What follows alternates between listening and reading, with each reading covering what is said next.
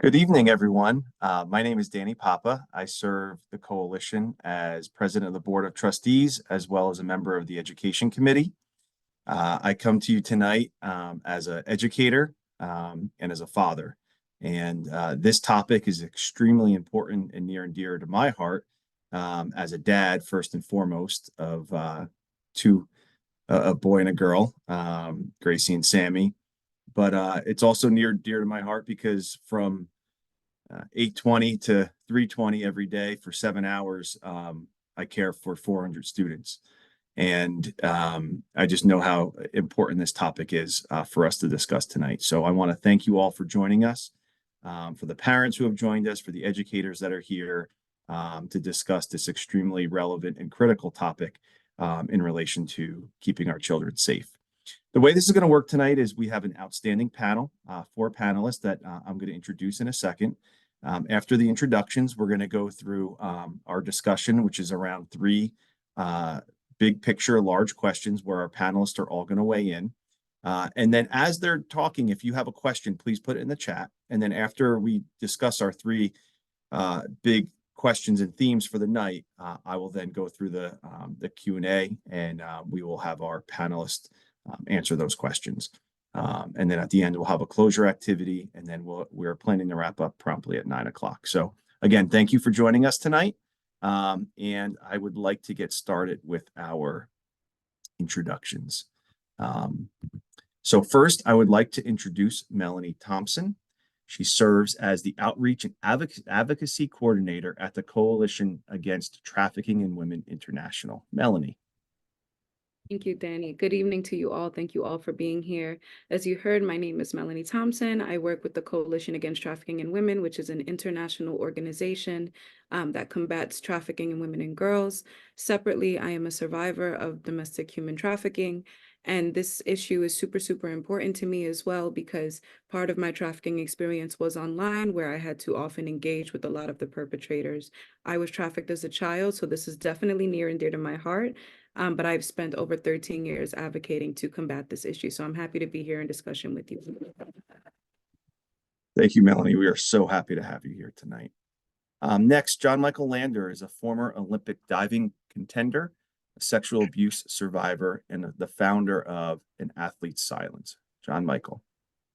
Thank you, Danny. And thank you, New Jersey Coalition Against Human Trafficking, for this opportunity. As a 14-year-old Olympic-bound athlete, I was groomed and trafficked into silence by the adults that I entrusted with my training. Since I broke my silence when I gave a TED Talk called An Athlete's Silence, I have now since created several programs. One of them is the Predatory Grooming Trifecta, which shows how the predators will groom the institution first, then the parents or the guardian second, and then the child, which allows this predator to go undetected for years. And I've also created the Predatory Internet Grooming, or what I call PIG, and it is to help parents and children understand this incredible epidemic that we're facing online. So thank you, Danny. Thank you, John Michael. Next, Gina Cavallo serves the New Jersey Coalition Against Human Trafficking as a survivor consultant. She is also the vice president of the board of trustees. Gina. Hi, good evening, everybody. So my experience comes as a victim of childhood abuse, different forms of abuse, as well as domestic violence that led into sex trafficking. And it was only up until 2016 that I was able to find my voice, because I was in silence, because it was fear and shame that crippled me from talking about any of the experiences that I went through.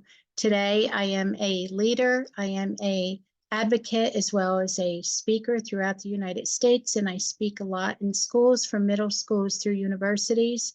And basically what I find most rewarding is that it's giving children permission and being a safe person for them to be able to talk about what they're going through today. Thank you so much. Thank you, Gina. Next, Sanchi Sharma is a member of the Education Committee, and she has worked and collaborated with us on our lesson plans as well as our Locker Slam programming, and she is currently a student at Rutgers University. Sanchi. Hi, everyone. My name is Sanchi Sharma, and I'm a student at Rutgers University.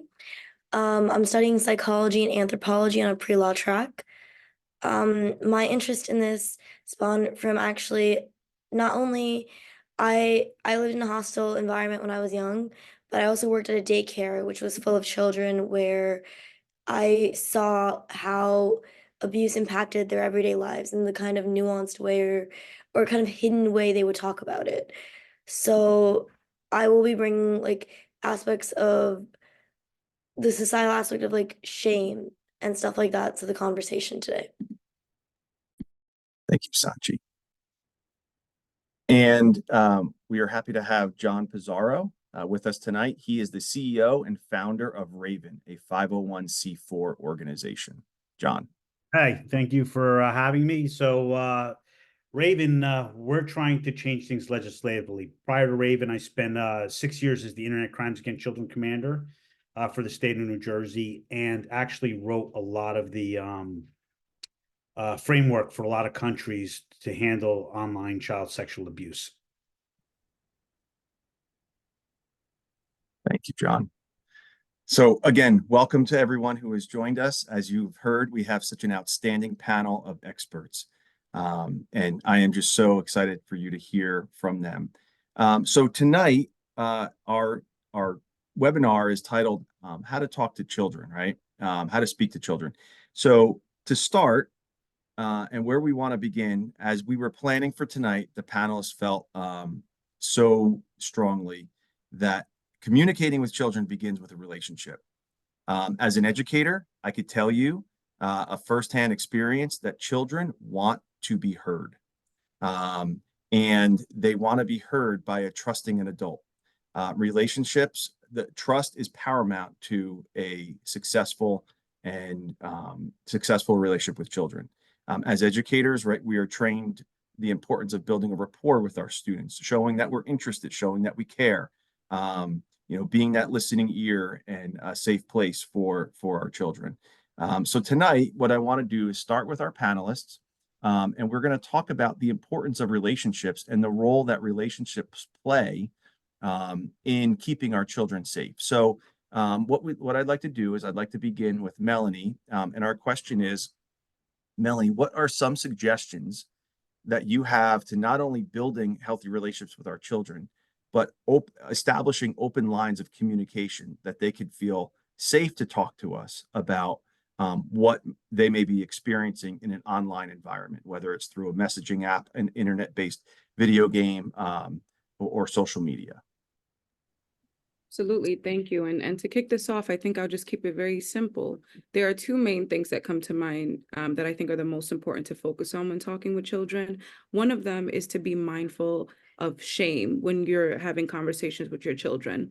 Oftentimes, there are a lot of reactions that parents tend to have to information from their children or surrounding their children that might be triggering or, might catch you by surprise. And unbeknownst to them, there are some reactions that parents tend to have with their children, and it's usually not intentional.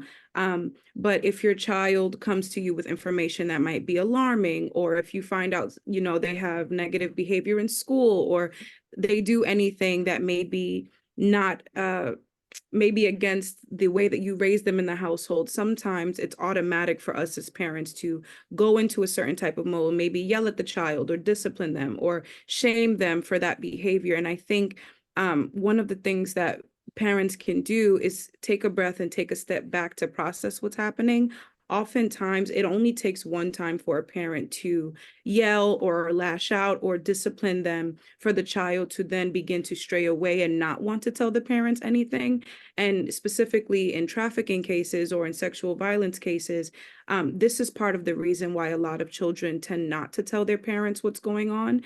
So trying to remove that shame in communicating with your child is one way to ensure that the child will feel comfortable enough to be able to tell you something that is either currently happening or when there's a relationship between that child and a friend or another person that could potentially help you hint that something might potentially occur that's negative. And then the second thing that I think I want to highlight is just making sure that we are doing better as parents to try to speak to your children at younger ages about potentially large damaging topics. I know a lot of parents tend to want to shield their children and kind of keep that innocence as long as they can. And there's no right or wrong way to do this. There's no book on parenthood. However, I think one of the issues when it comes to large scale crimes and violence in this way, the reason that these perpetrators are getting away with so much is because the children are usually uninformed, which makes them very easily susceptible to being targets and easier targets for perpetrators to tackle. So just trying to find ways to simplify these larger, not so nice topics to be able to talk to your children in a way that they can understand so that they're more equipped when some type of harm is potentially approaching them. That's incredible. Thank you so much, Melanie, for your response. John Michael, what are some suggestions that you have for our audience tonight about fostering healthy relationships with our children? I want to totally agree with what Melanie said, and thank you so much for sharing that. I also think understanding helps prevention, and I think that's really important that we understand that. One of the things I just want to quickly address is that I want to stress that predators are not just searching online for vulnerable kids. They don't care. They're not even looking for that. And the sad thing about it is a lot of our advocacy work now is calling these victims or children vulnerable. And we got to be careful of how we say that, because in hindsight, we could see that there was a vulnerable situation, or we can create a vulnerable situation that caused that child to be in this situation. And a lot of parents will look and say, well, my child's not vulnerable, so I don't need to worry about that. And I want to make sure that you understand that you do. This happens to everyone. And this epidemic, these predators don't care about gender. They don't care about economic background. They don't care about your sexual orientation. They are basically doing a numbers game, and they're throwing out all these numbers to certain people, contacts. And if somebody nibbles back, that's when they start their grooming process. So I want to make sure that you understand that it's not something that is always there. I mean, but it's always there, if that makes sense. It's something that we have to make sure that we continually look for and be aware. And our parents need to understand that your child is at risk anytime they go online. Anytime they're sharing something online, playing a game, anything can get picked up. And we'll hear more about this later with AI and how people are using just pictures, taking pictures off of Facebook and creating images and stuff like that. So I want to make sure that we understand that. And the last thing I just want to say is, after talking to some parents who have lost their child to sextortion scams online, they say that one talk is not enough. They wish that they could have the conversation more often. And they feel like, oh, I can't talk to my child. That will be infringing on their privacy. But I like what Danny said, children want you to know. But if you've created like a toxic masculinity, or our society is telling us that we can't talk about these things, especially male children, we have a problem. We need to be able to have that communication going back and forth so that they feel safe that they can come talk to you or another adult that they trust. And we need to be able to hear them, and we need to believe them. And again, back to what Melanie was saying, we've got to check our reactions to what these children are saying to us, because it's not about us at that moment. It's about that child. And that child is trying so hard to let you know. And from my experience, I wanted someone to know. And unfortunately, I wasn't able to share. And that is the worst thing. So please, please listen to the kids, pay attention to them, and take a little time and speak with them, because they'll let you know if they feel trusted enough with you. So thank you. Thank you, John Michael.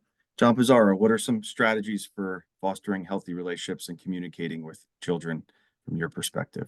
Well, I'm going to echo the same thing. Like, it's the victim shaming thing, right? Like, your reaction is like, what's wrong with you? Why did you do that? The biggest thing is that it's so easy to be victimized. And I think that's where I think 1 out of 10 boys, by the way, disclose when they've been contacted. So children aren't disclosing. So that is why it's really important to have conversations. And, I know there's a lot of people that want the device, to put your device on there to check what they're doing. But the reality is that they're victims. And that's what I think parents really need to understand, is that there are offenders and predators. They are looking to victimize children. They're going to do it at scale. So the conversation isn't just like, who are your friends, what your conversations are, the more open. And like, we don't talk about grooming in this perspective. If someone says, hey, who did you talk to online? Oh, I met this person who loves Taylor Swift. All right, well, that is the initial thing. There's nothing, how do you put it, that jumps out at you with that. So that Taylor Swift and that conversation of someone that you don't know that's engaging, that those are conversations like, who do you talk to online? Like, what's the big topics today? Just be curious. The more curious you can be with your children, the more likely they are to share. I love that point. That's fantastic, to be curious and yeah, want to know more. Sanchi, you provide such a authentic perspective of, being youth, right? Being a college student. So, as a college student, in your perspective here on relationships with trusted adults, what could you share with our audience tonight? I think it was John Michael who said this, but something about infringing on privacy. And I was gonna say, I've been talking to a lot of people, and the thing, unfortunately, with this day and age is that if you do not speak to your child about certain things, they will find out through the internet. Like, children grow up learning what's right and wrong. They learn it through their environment. And the internet it is a social environment when you think of it. So if you do not have these open conversations about what a good touch is or a bad touch is, your child will not fully know. So when they experience something, it's harder for them to report it. So having that line of communication is very important. Also, children just tend to be shameful, like children, teens, any stage where you're like developing an identity, you take things on yourself. Like even when like children get bullied in school, it takes a lot to talk about it to their parents. So it's also that culture about letting them know that they have a voice that can be heard, and letting them know that once they say it, there are people to back them up, like giving them that support, being like, if this does happen to you, we are going to fight back. Like that sort of energy towards a child speaking about something like that, along with, of course, not shaming them, I think would be really important. That's awesome. Thank you. Gina, what are some strategies that you could provide our audience here with communicating in a healthy relationships with our students or young people? Melanie really kicked it off here. It's so important that even though our children are home or we think that we know where they are, that they're safe when they're really not, because this can be going on right in our homes. And as caregivers, as parents, I think we really need one thing that kids need, that all human beings need and want, is connection, is being validated. And I feel that if we don't validate and really engage with our kids, they're going to find someone else to validate them. They're going to find someone else to listen to them. So we can hear our kids, but are we actually listening to what the kids are trying to say? And as John Michael and Melanie said too, all of you, it's really important because, if we don't provide these certain nuggets for our kids, they're going to be going elsewhere.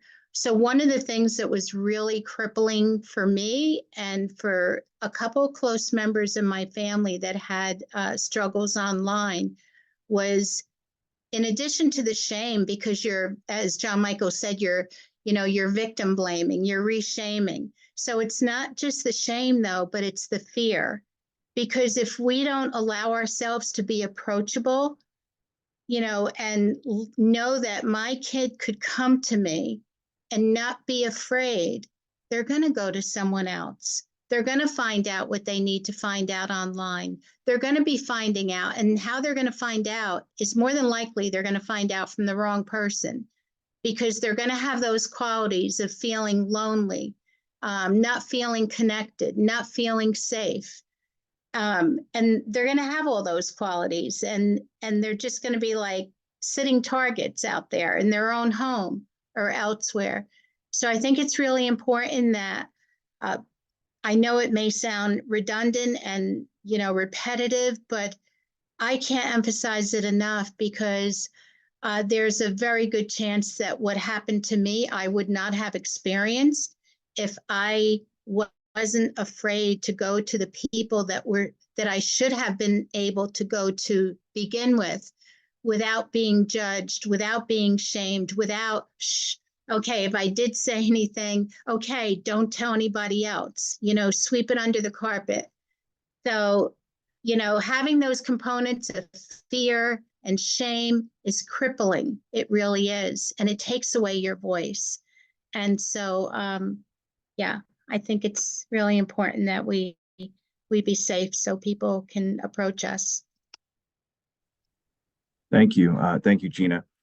Now that we've talked about the importance of relationships in keeping our kids safe, let's discuss really the nuts and bolts of online safety here. But first, we need to really establish for those who are in attendance tonight how predators and/or traffickers are pursuing children through social media, video games, apps, in an online environment. And we want to hear from our panelists and experts here on what are the tactics that they are using. What can we inform our parents and educators who are in attendance here tonight exactly on how predators are pursuing our kids online? And let's start with John Pizzuro. So one of the first things is that, look, an offender is going to, it's scale. It's how many children can they get to, and that's really important thing. So there's a couple things that I've found, and even looking at Tor, the dark net, and this is what offenders do. One is they replicate language. So one of the best grooming tactics, or we don't even understand, what do we like to talk about? Ourselves. So what offenders will do is they will look for children that maybe don't have the followers and likes that everyone else does. They don't have the same interaction. They seem a little isolated. And then it's just simply repeating the same exact language. So if you have someone that is unknown and your child is talking to them and they have the same interests, those are where the red flags come up. I think that's where it really starts. And that's an offender target, because it's not like I'm automatically asking you for something. I'm starting an innocuous conversation and I'm sharing things, and that it takes time. But every offender, it's not one victim. So just to give you an example, is that the average offender has anywhere from 8 to 13 victims hands-on offenses, and even 20 plus on the child exploitation side. So just be mindful of that. A follow-up question for you from all the work that you do, right? What platform are we seeing the most amount of grooming taking place? Is it social media? Is it gaming? Is it message boards and communication? Do we have an idea of exactly which platform we're seeing the most traffic on? You got Discord.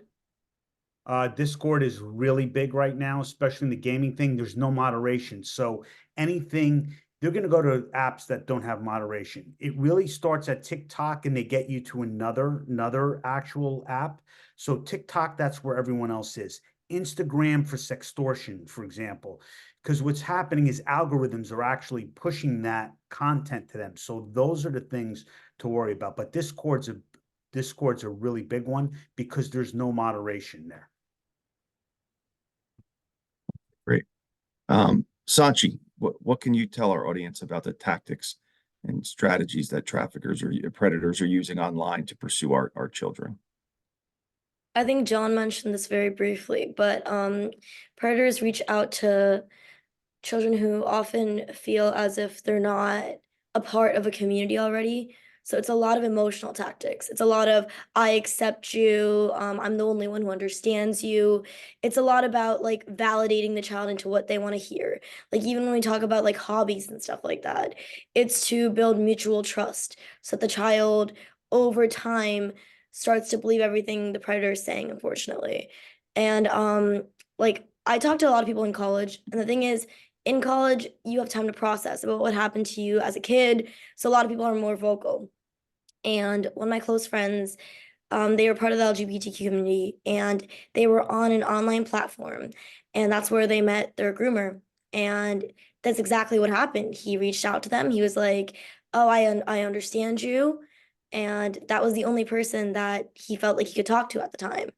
So I think it's a lot of like emotional tactics. Of course, there is like practical stuff like extortion and stuff like that, but a lot of times it is very like emotionally validating. It's like building that sort of I'm the only one that understands you, kind of like isolating the child from everybody else.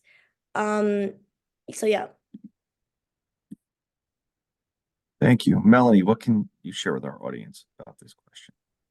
Thank you. And I love what both John and Sanchi just said. You know, something that I see a lot with what Sanchi was mentioning about the validation and what John was saying about sextortion, you usually see a lot on apps like Instagram and Snapchat, where it's very picture and video heavy. They often find folks with little followers. They find folks that kind of post pictures of themselves that kind of, predators can tell when someone has lower self-esteem or not as many friends, and they target that. Specifically for things like gaming apps, Discord, Omegle when it was around before they got caught.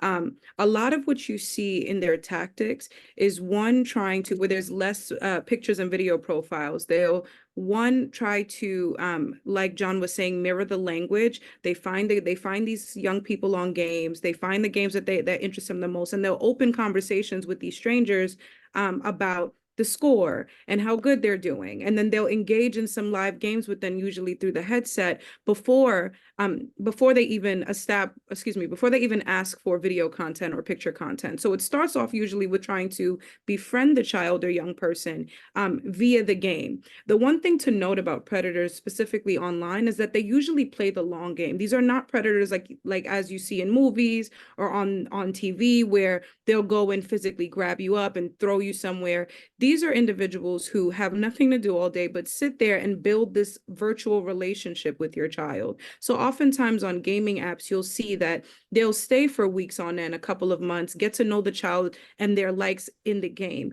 After they've established that kind of relationship or friendship, quote unquote, with this young person, that's when they'll start to turn into like, oh, you know, we're so cool. I want to see your face. Send me a picture. What do you look like? Or, hey, do you want to video chat and play? And that's how it starts. And I think another tactic that we haven't touched upon yet to note is that additionally, with that example, you'll see a lot of then sextortion or blackmail come out of that.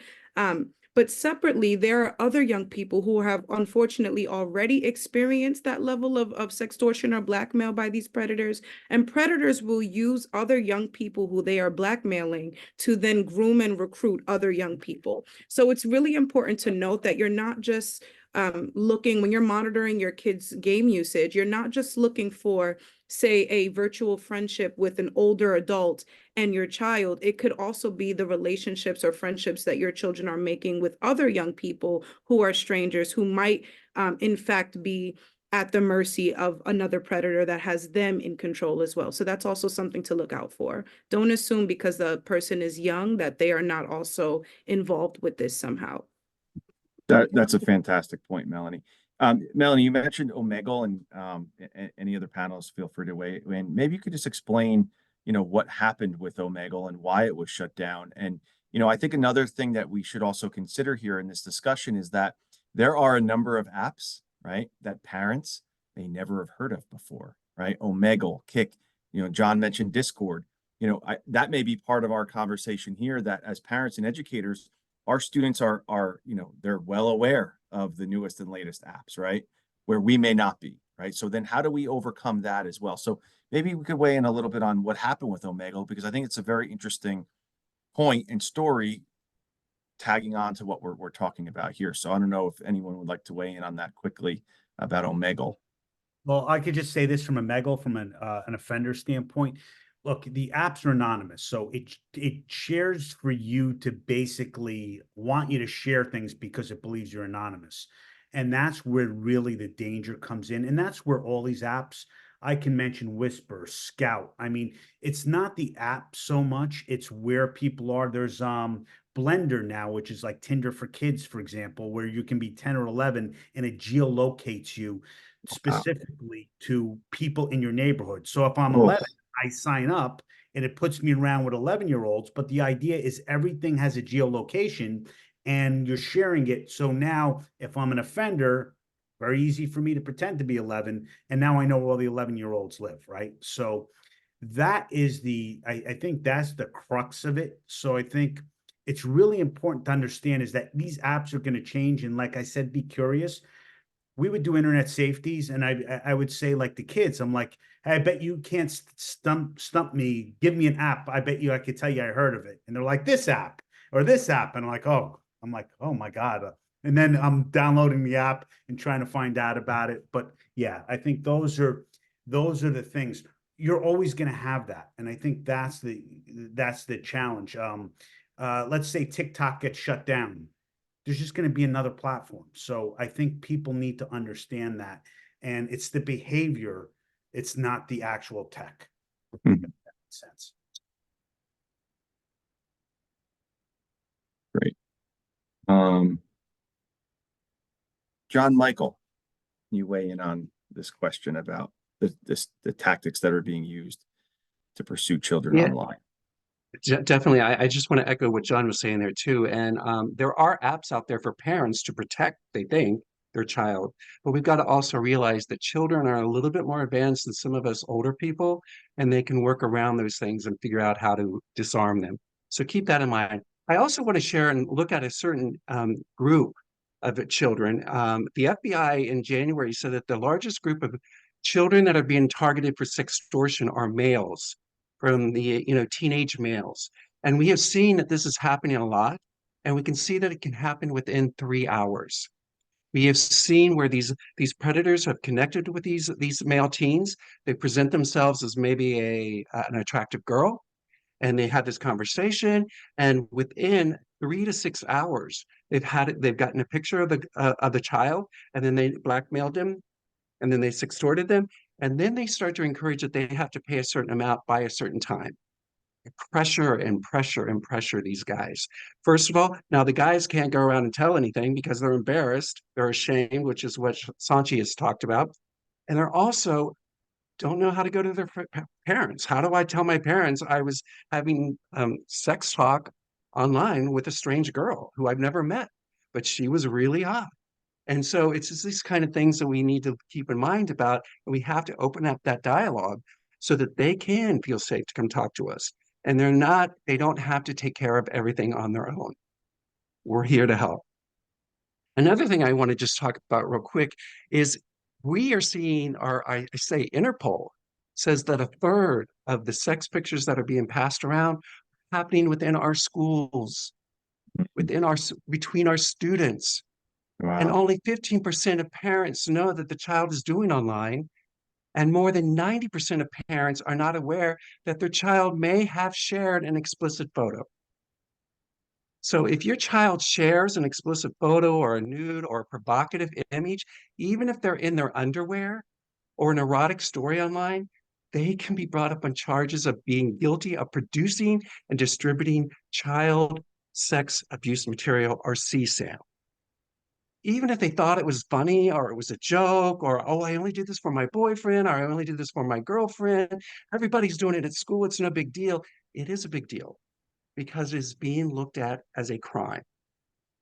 And if your child is convicted, they will have to register as a sex offender. Now, here's the other crazy thing that I just learned is if your child receives a picture that is explicit or nude, and they don't do anything about it, or maybe they delete it and they think it's gone forever, they can be charged with possession of CSAM. And if there's an investigation, everyone that child who created this image sent out to, all those people will be talked to. So it's no way to get around. And now here's the craziest thing that I learned. Parents, if you own the cell phone or the electronic device that the child created these images for, and they are distributed, or if your child received a picture, you can be brought up on charges of possessing child pornography. So this is becoming, it's going crazy. So we've got to be careful about what is happening with all of our children. And so I just want to say that we need to make sure that we see what's going on with them, talking to them and letting them know that putting a picture on the internet doesn't go away. Even if it's on Snapchat and it's only up for a short time, we don't know how many people have copied that picture or shared that picture, and it's getting passed and passed around. And it's really sad because I think our young people, this is their way of communicating. This is what they know how to do, and this is how they feel that they can belong.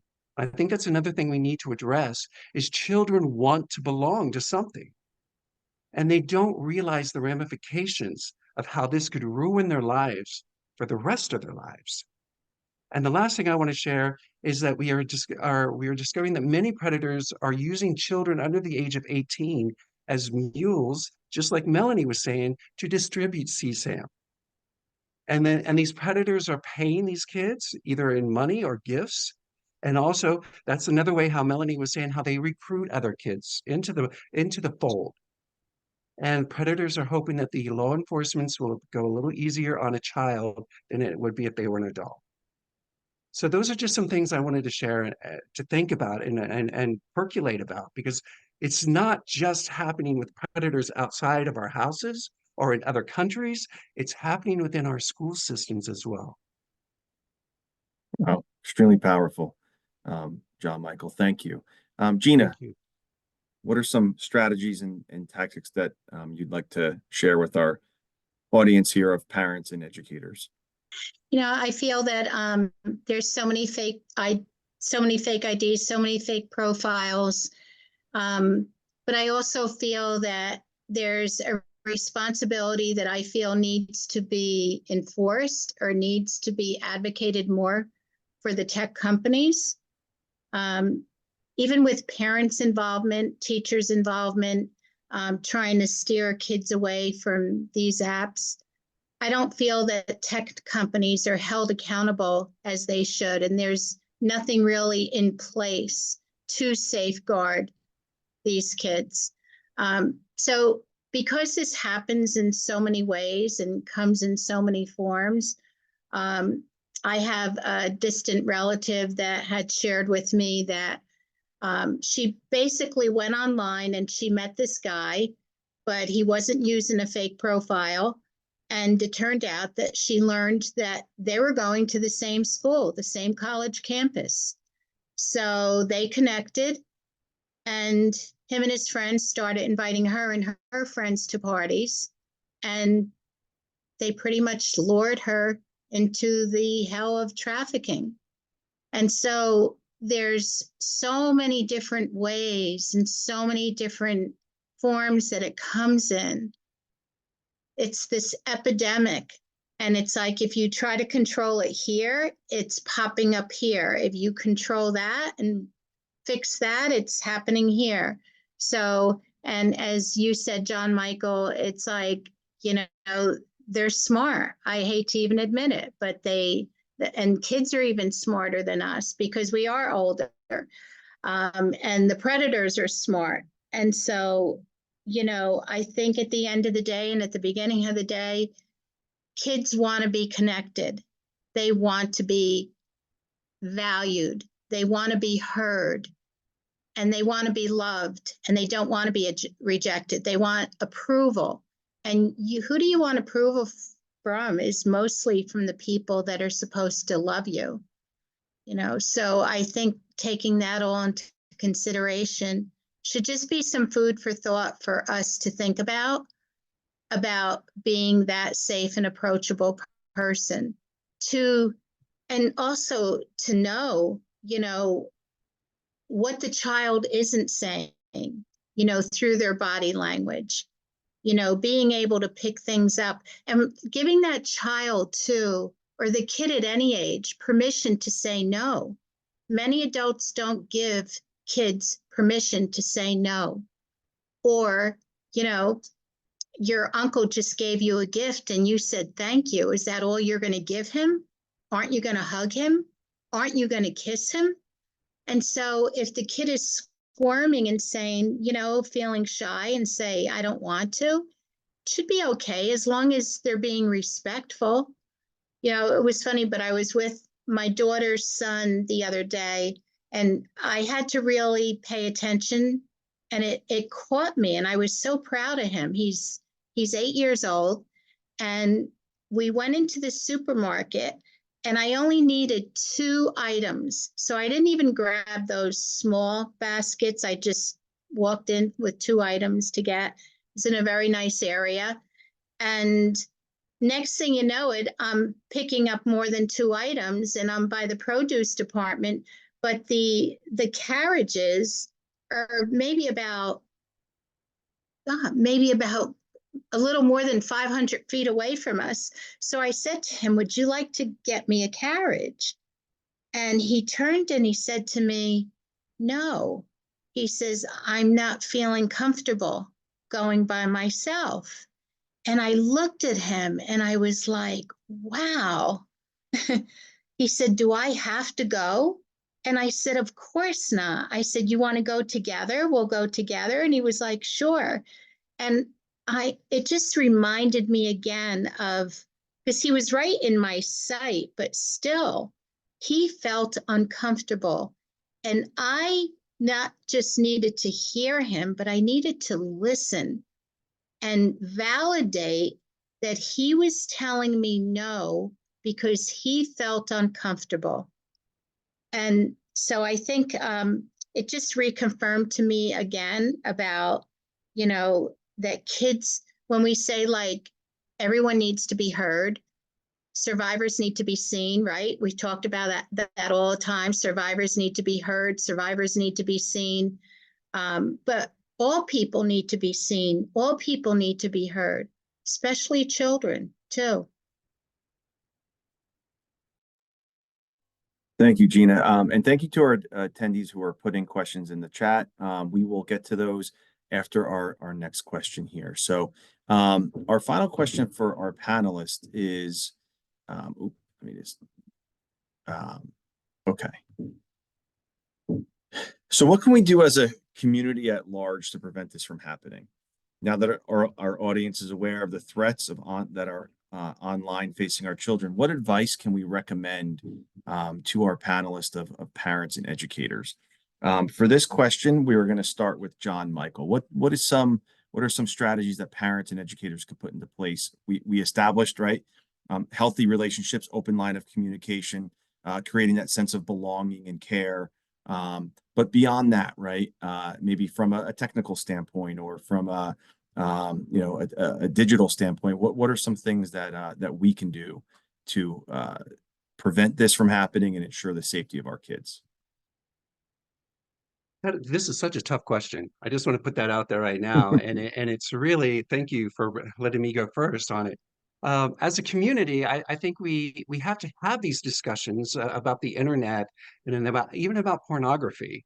And we need to develop a digital supervision type of method, communications and relationships with the child, and explain ways to protect them from the online predators and even from their friends sometimes. We've got to make sure that they're aware of that. I think also we've got to understand that understanding is also helps with prevention. The internet is not going away. It's going to keep developing.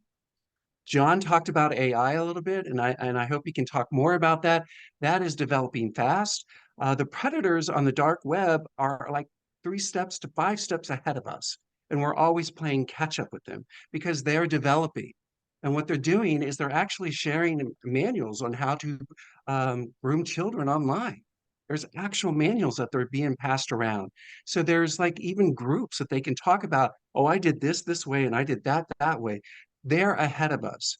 And we seem to be having to play catch up with that. So I want you to do that, to listen to that and realize that the internet is not going away. And it's just going to develop and it's going to get faster and everything is going to just keep growing. And the other thing I think is real important is the connection with your children. And I think, Gina, you said this, the body language of children. If you have a young child and you know that they're full of spirit and they're happy, and then all of a sudden they start to withdraw, maybe, or there's something different. Maybe the light in their eye has gone out or something. That's a sign that you need to talk. You need to find out what's going on with that child. And I'll tell you, the child wants to tell someone. So why not be the parent? If you can have that and develop that with them. Other things I just want to think, is to to keep the open communication. I'm looking to see if there's anything real important that I'm missing. Make sure that it is about a communication on equal footing. That makes sense. It's not always, you don't want to be the mean parent down talking to your child, especially with these situations. You want to make it equal in a way that you hear them and take the time to let them explain. Don't interrupt them when they're trying to share the story with you, because that will shut them down. Because they may feel, hey, I must not be doing something right, or they're really upset with me. Let them talk and let them bring it out on their own time. They may not be able to sit down with you and give you everything right away because it's too much for them to process. Remember, our brains do not finish developing for boys until the late 20s. Girls are a little bit earlier. And so for us to try to understand this adult situation as children, and we've seen this if you've watched the Nickelodeon documentary now, how these kids had no idea what was going on. They just knew that it felt creepy, which is what Gina was talking about. And we don't talk about that. And a lot of times, which I go back to the predatory grooming trifecta, where these people are supporting, the institutions are supporting these predators, and then the predators are grooming the parents, and then the child. The child is the last to know. But online, it's a little bit different because they can go directly to the child, and they keep this guard up, and they act like they're their best friends. Again, remember, children want to belong, they want to feel important, they want to be heard, they want to be trusted, and they want to trust somebody else. And if they're not getting it at home, which is what everybody else has been saying here tonight, they're going to go out and get it somewhere else. Thank you, John Michael. Aldina Havde, one of our board members at the coalition, gave me a book that my wife and I read. The title is so powerful. It is Eyes Are Never Quiet. And, you know, as an educator, and as John Michael said, when that light goes out, right, just in talking to a child, just their eyes will tell you exactly what they're going through and what they're feeling and seeing. And just keep that in mind. Eyes are never quiet. Gina, how can we prevent online grooming? So a lot of things are coming to me after hearing John Michael, but you know, I feel this is not a one size fits all because every kid is different. Every kid has different needs.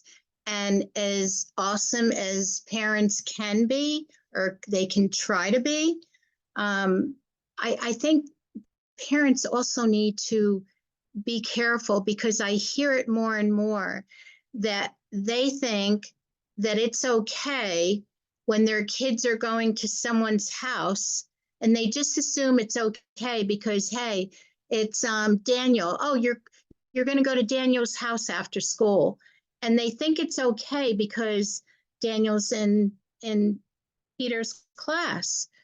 But no one's has the contact information with the parents. The parents don't have the contact information of the other parents.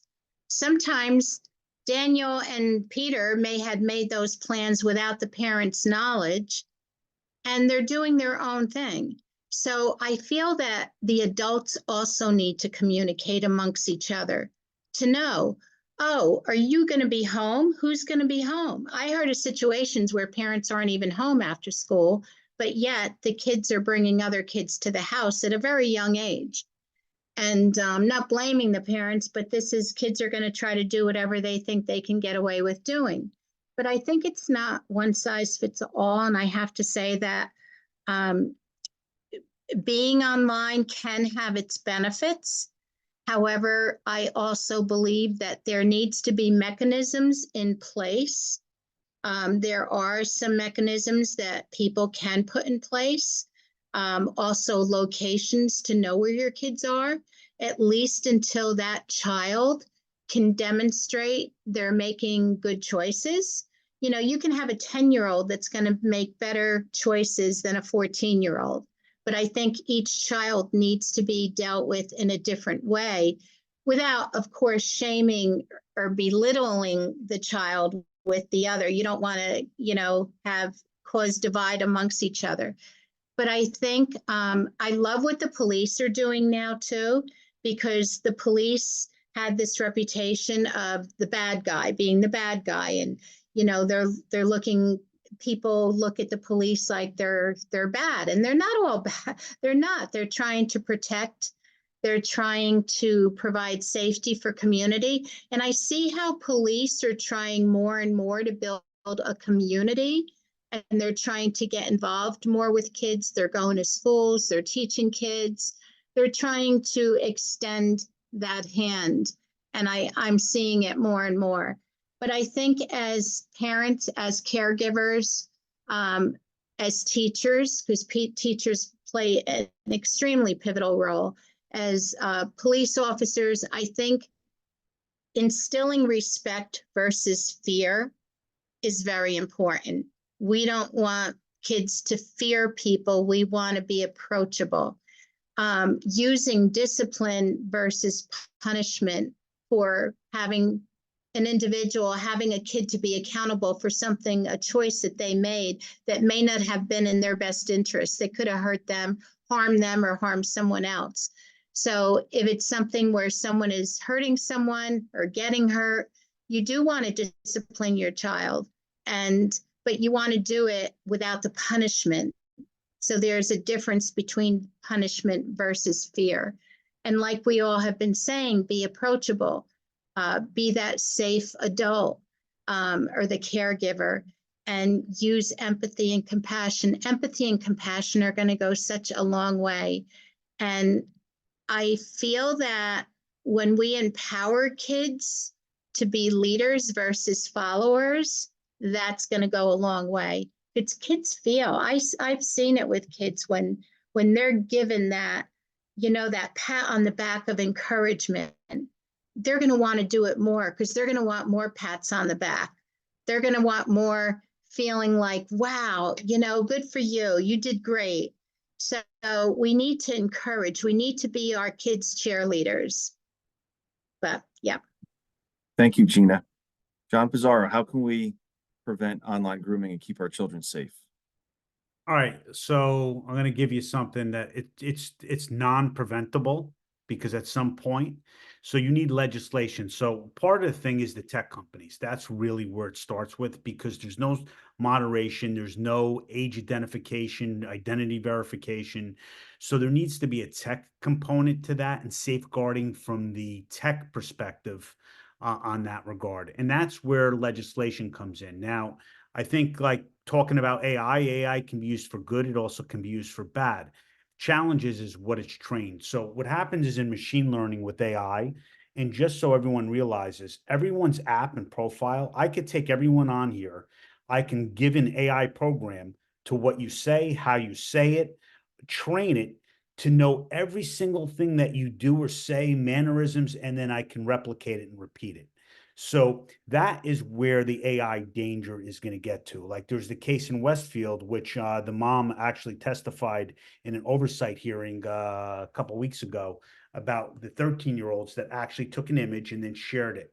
So that's where, how do you prevent that? I mean, outside of not giving anyone a phone, it's education, it's education, it's conversation, but it's also guide rails and safeguards on the telephone. So we almost have to, how do you put it, protect ourselves from ourselves.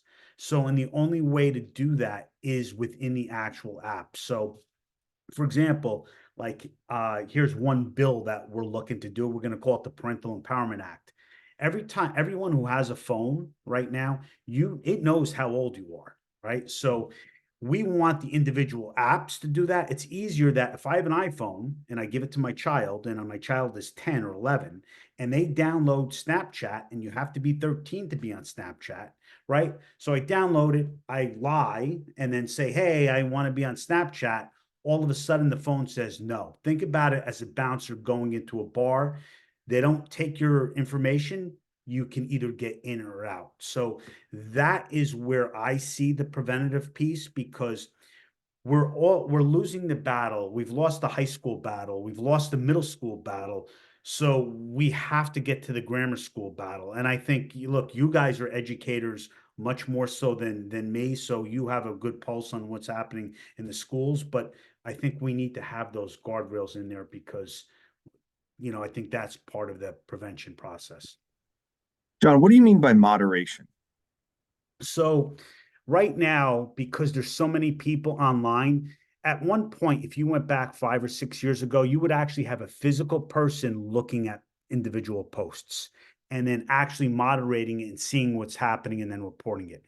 All these companies have gotten rid of their trust and safety. So what Mark Zuckerberg, even though he got a $700 million raise, they got rid of their child and safety team. Elon Musk, that's the first team that went. So that's where that safety and moderation teams are at the tech perspective. So when you really want to make inroads, it's the tech companies, because last year alone, on the ages between 17 and under, the tech industry made 11 billion off of children 17 and under. 11 billion. Wow, that is incredible. For all of our attendees, please follow the work of Raven on social media, LinkedIn, and you can see all the incredibly inspiring work that they're doing through the legislative process to keep our kids safe. So please definitely check those out. Melanie, what would you suggest here for our audience tonight of how to keep our kids safe online? Yeah, absolutely. I'm just going to echo what we've already been hearing by these amazing folks with me. We all agree that we need to establish that safe space and communication. I know it sounds redundant and it sounds kind of like touchy-feely, but the reality is that it starts there. A lot of these crimes may not necessarily be able to be prevented because the world is just the place that it is, and we need to be realistic about that. But the reality is that the better the communication and the trusting relationship, the quicker, the faster, the sooner you may be able to catch even the signs before something negative happens. Get involved. And I know that we spoke a little bit, we touched on it earlier about trying not to, infiltrate privacy, leave some autonomy, things like that. The reality is, when you are a parent and they are under 18, I said earlier, there's no right way to do it, but that is your sole responsibility. And I think that we don't get involved enough. Oftentimes, like, for example, I'll speak to the games, right? Oftentimes we send our children to play their game after they've done their homework and chores as a way to just get a break. And I know as parents, we need a break. But join one of these games with your kids one time. I know a lot of parents tend not to do that. They don't play the games with their children. If you want to actually see how your child is interacting when their bedroom door is closed, go in your room and make a profile and pretend to be somebody online and see how they're interacting. Are they actually practicing the things that you've instilled in them? That's one way, and I don't want to call it spying, but that's one way for you to get a true sense of what your child is like, how they're speaking online, the things that they're putting out there. Are they setting boundaries when someone's asking them inappropriate questions through a headset? Even if you haven't done this already, utilize the kid-friendly settings on a lot of these apps, especially if you have smaller and younger children. They do have some settings like that. I do want to note, however, like, for example, Facebook Messenger has like Messenger Kids. That's something that you can try if you haven't done so. I want to highlight that those are also not the safest. There's always a way for a hacker or a predator to infiltrate that. So if you are going to instill something like that, definitely monitor it, which brings me to my next point. I'm a big fan of weekly, if not every other day, checks of your kids' social media. Sure, you can let them have their autonomy and freedom when they're in school or with their friends, but just do a weekly check on the phone, see who they've been talking to, go through the child's phone. And it doesn't have to be every day. It doesn't have to be, in an embarrassing or helicopter parent kind of way, but you should be able to monitor if they're having age appropriate conversations or if somebody's going into their inbox. Make sure if you're on Instagram or Snapchat, you look at things like message requests. Oftentimes, when we are constantly using social media, we're only focusing on the active messages because that's who they're communicating with the most. Oftentimes, when you're getting messages on social media platforms from a stranger, it's filtered out and goes to the message request box, which people are not monitoring that much. So it's important to just keep in mind that. Again, like I said earlier, talk to your kids younger and younger. Don't wait until they're 16 to have the conversation, because like Sanchi said earlier, if you're not having those conversations, they will have those conversations via the internet. And trust me, predators are out there waiting to talk to your kids that don't know much about these issues. And then lastly, I just want to transition to educators, because I think we didn't touch too much on them this evening, but Gina said it best, that educators play a critical and vital role. And remember, teachers, that you are the acting parent in the absence of the parent, which means you have these kids. I can't do math. I don't know what 7 hours a day times 5 is, but you have these kids most of the week. So just remembering that you might be tired, you might be overworked, you might be seeing dozens of kids a day, but you might actually serve as that one safe person in the event that the kid cannot talk to their parents or feel like they can't speak to their parents, or maybe the predator is in the child's home and they need another outlet. So it's super imperative to create space in your classrooms if possible.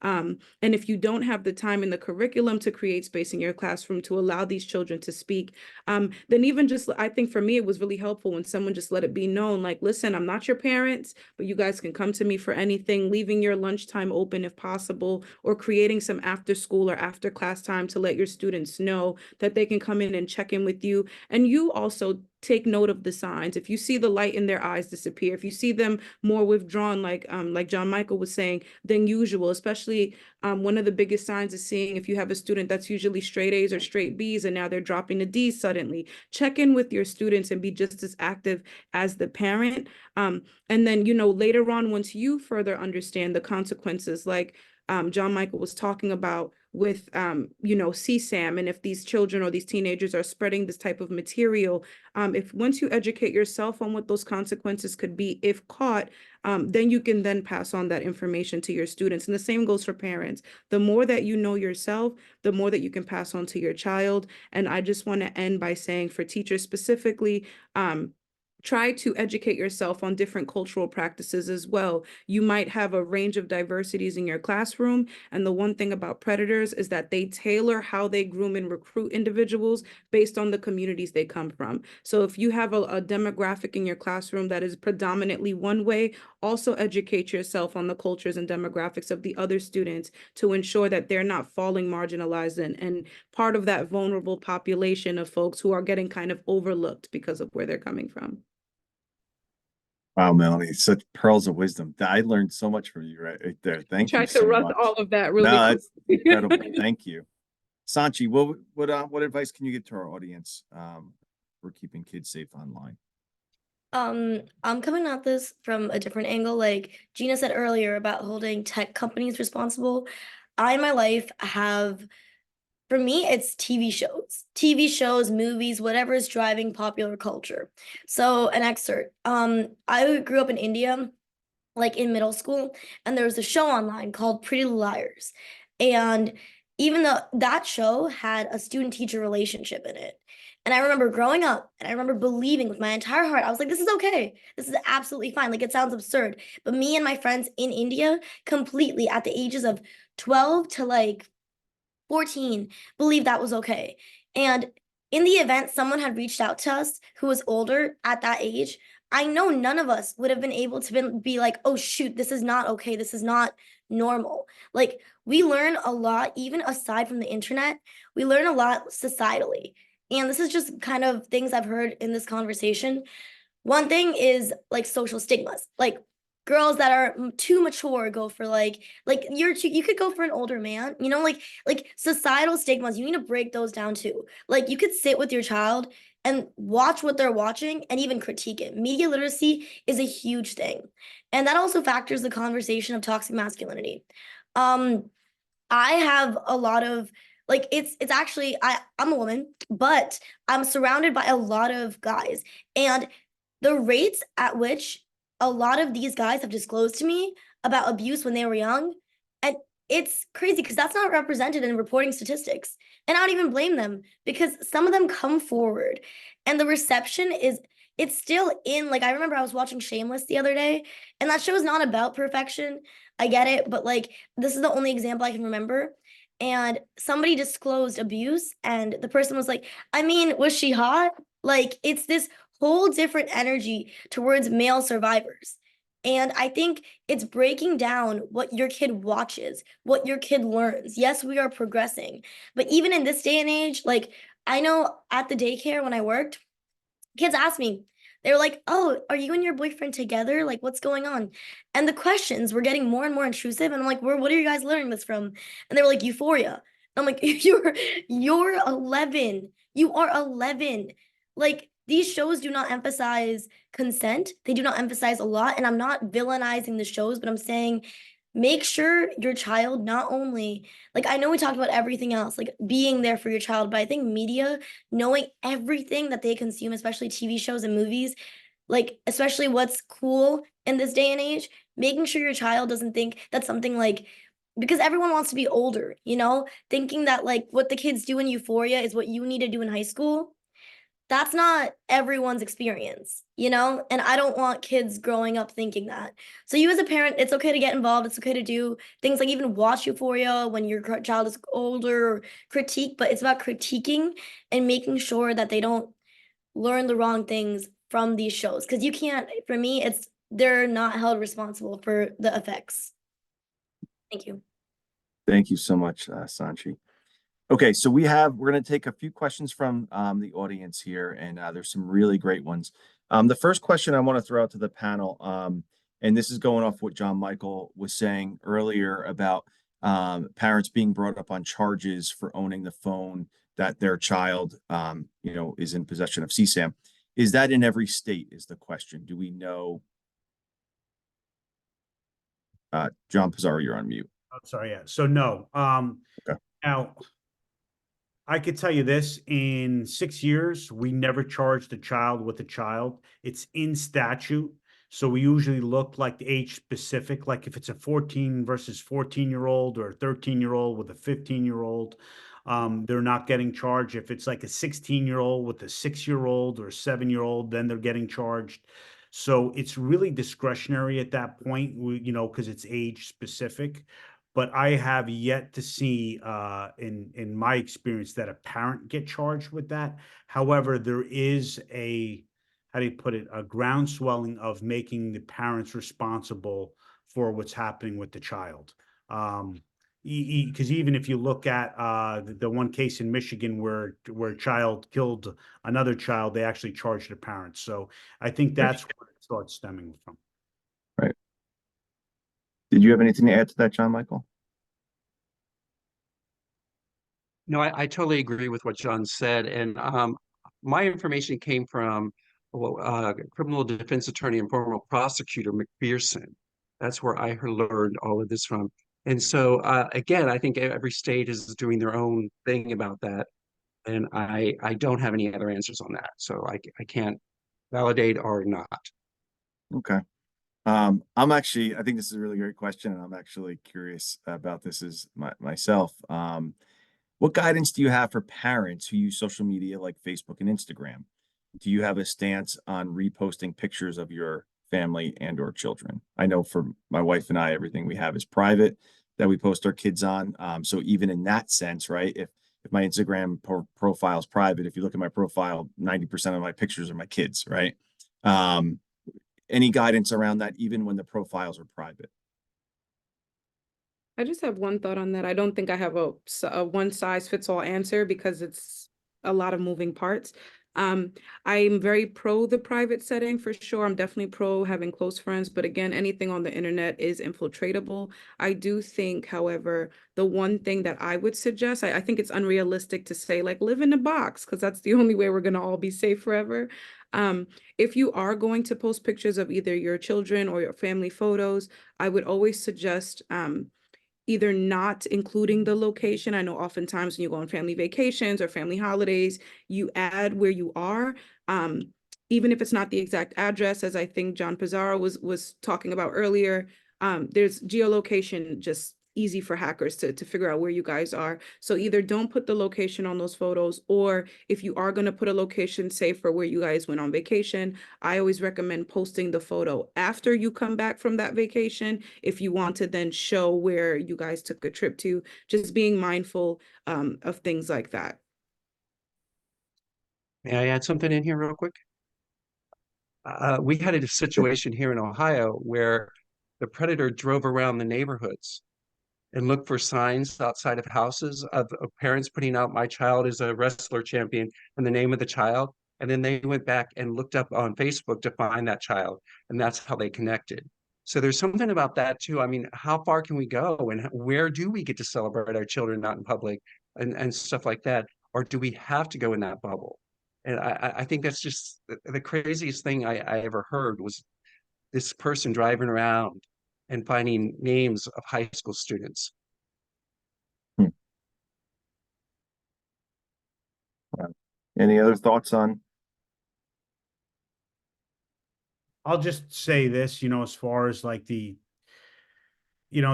technology aspect of these apps, and just with what's happening, it just makes things challenging, right? So I think from a parent perspective, the thing to worry about now is AI, because your public photos can now be used against you. So that's where, basically, even as Melanie was saying, like, even there's you can't live in a box. I mean, but at the same time, you just got to be mindful of it, right? So now your public pictures, even though there's so much information in there, every single app, you think you're not being tracked. It's the geolocation aspect of each one. So I think that's part of it. Okay, great. Thank you. Next question is, what do you recommend on how to handle a situation of your child receiving a sexual photo on their phone? So from a parent's perspective, if your child, let's say a 12-year-old, receiving pictures on their phone, what do we as panelists recommend?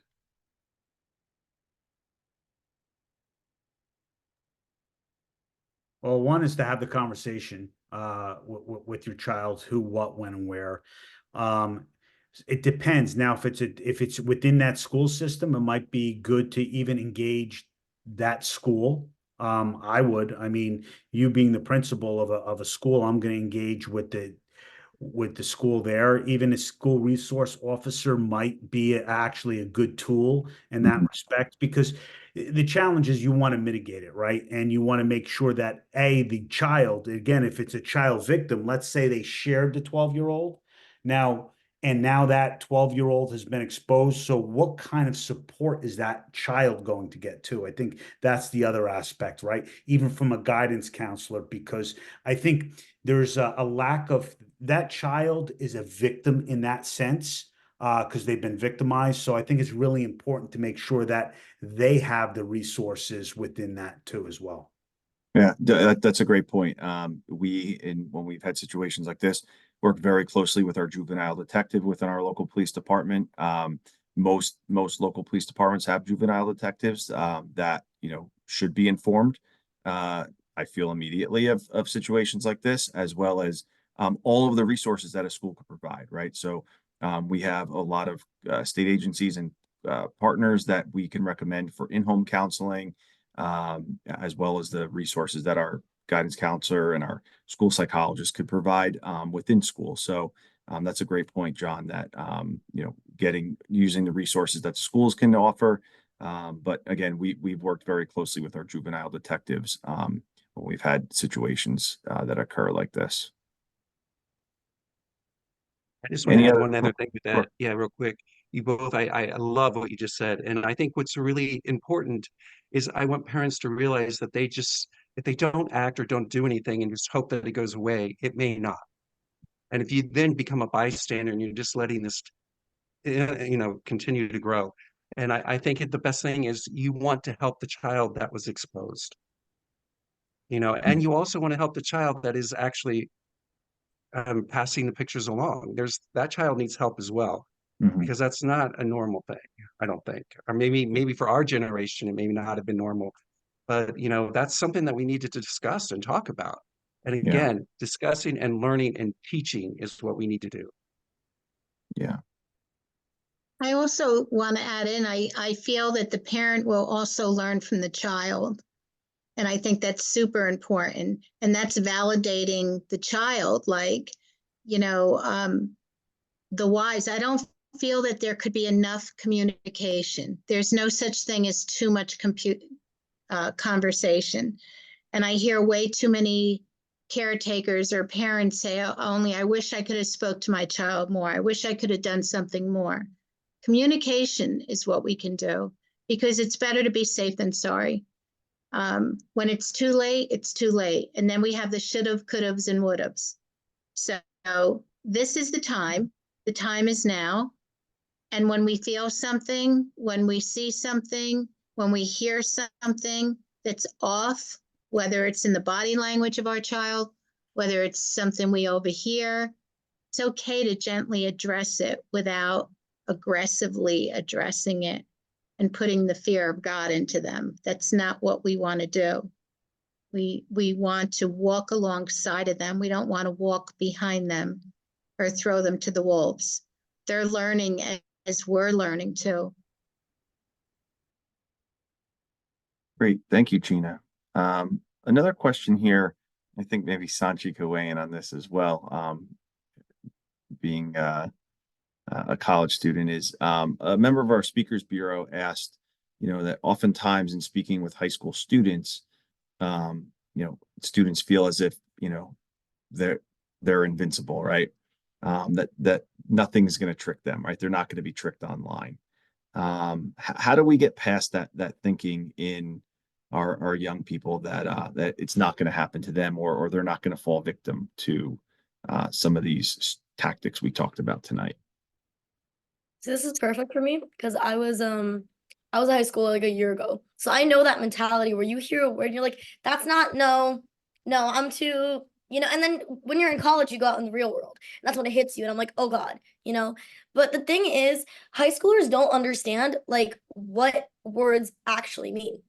Like when they think of like human trafficking, like when I would tell people I'm working with the NJ Coalition against human trafficking, they thought like cartels. Like that's the only thing that would come in their mind. Like it's buzzwords. So when they think grooming, they're thinking like a child on like Discord. They're not understanding. I remember these girls behind me in Spanish class. They were like, yeah, I'm talking to this 24-year-old. And I went, what? And I went, that's not, no. And she was like, no, he's just talking to me about like, he's saying I'm really cool and stuff. And I'm like, that's grooming. And she's like, no, grooming is different. I'm like, that's grooming. So I think to honestly combat like high school students is to like pinpoint. It doesn't have to be like, I think for high school students, you can mention things of a larger level, but even things like sextortion, revenge porn. I know people who have been through all of this, but that wasn't like told to them. Because they heard like sextortion, but they didn't hear, oh, my ex showed nudes of me and put it online. I know someone that happened to too.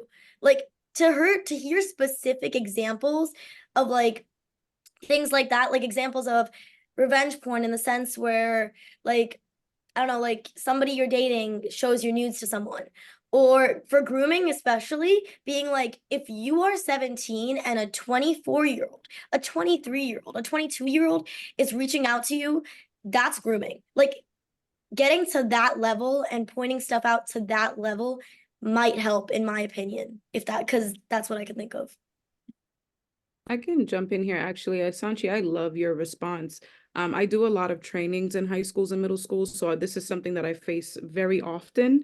And you're absolutely right. It really boils down to speaking the young person's language. I think oftentimes when there are speakers and advocates and guest speakers that come into these schools, they come with all of their amazing wealth of knowledge and expertise, but forget how to communicate like a young person, right? Even though they might know the words, if it's too academic-y or if it's too much jargon, it kind of goes over their head and is like, it can't happen to me.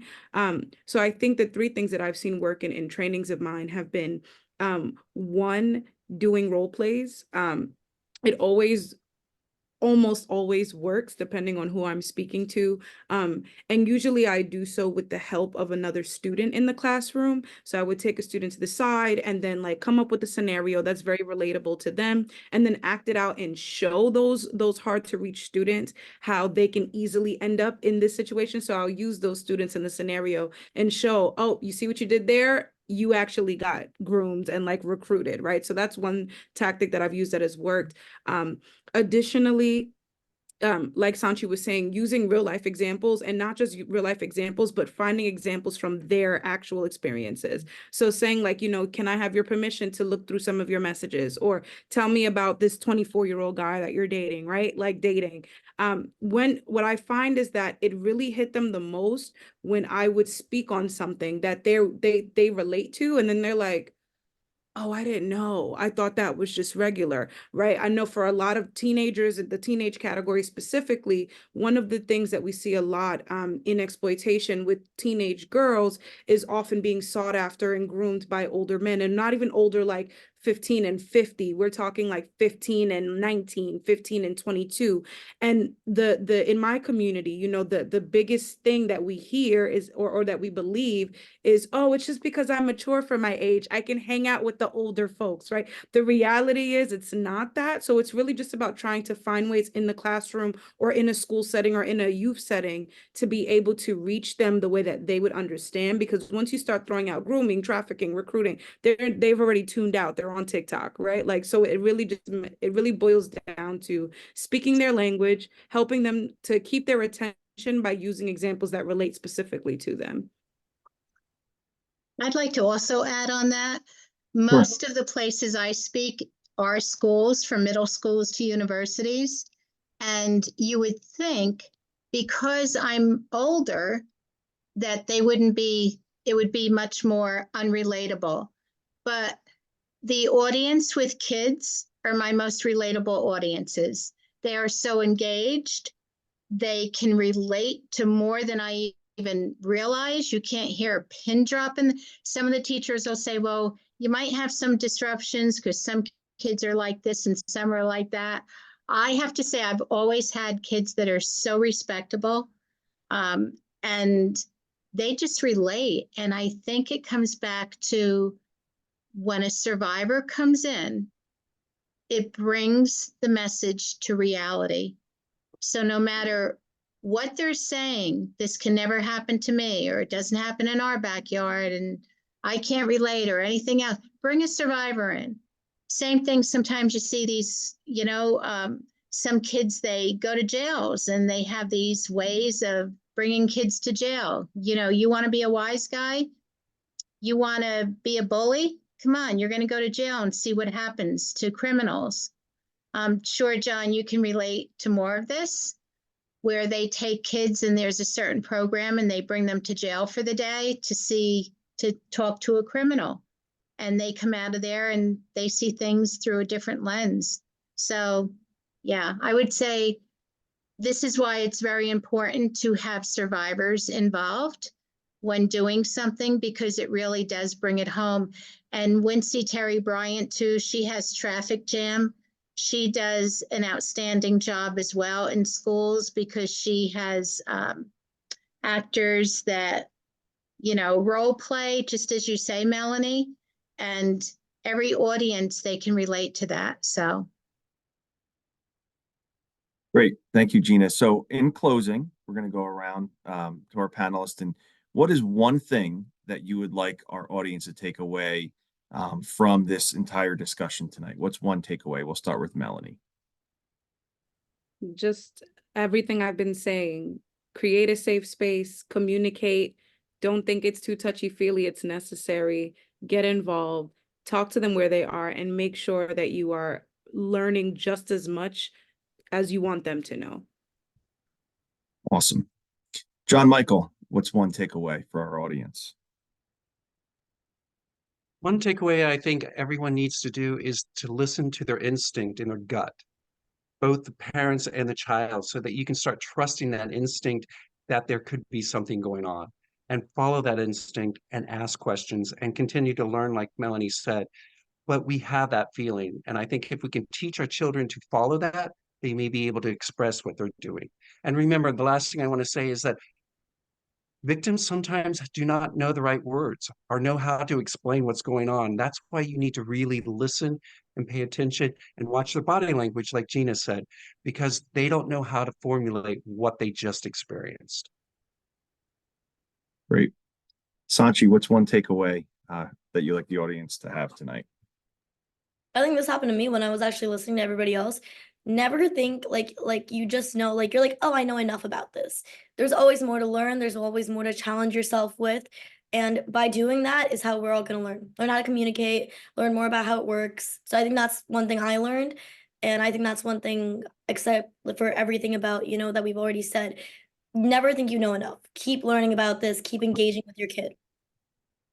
I love that point. I honestly, I feel like there's so many takeaways from the five of you tonight that I've learned so much tonight, and this has been so fantastic. Thank you, Sanchi.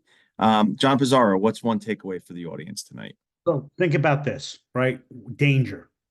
We're accustomed to seeing danger on a daily basis. If we see, we go down a dark alley, we see danger. There's an earthquake, we see danger. Parents need to understand, and children, is that danger is happening when they're in a safe space most of the time, when they're at home, in their bedroom, and that's why they can't see the danger. So that is where everyone's susceptible. Thank you. Gina. First, I want to echo what Jonathan Lerner said. Sanchi, you are wise beyond your years. I'm very proud of you. I want to say, love your kids even when they're not lovable.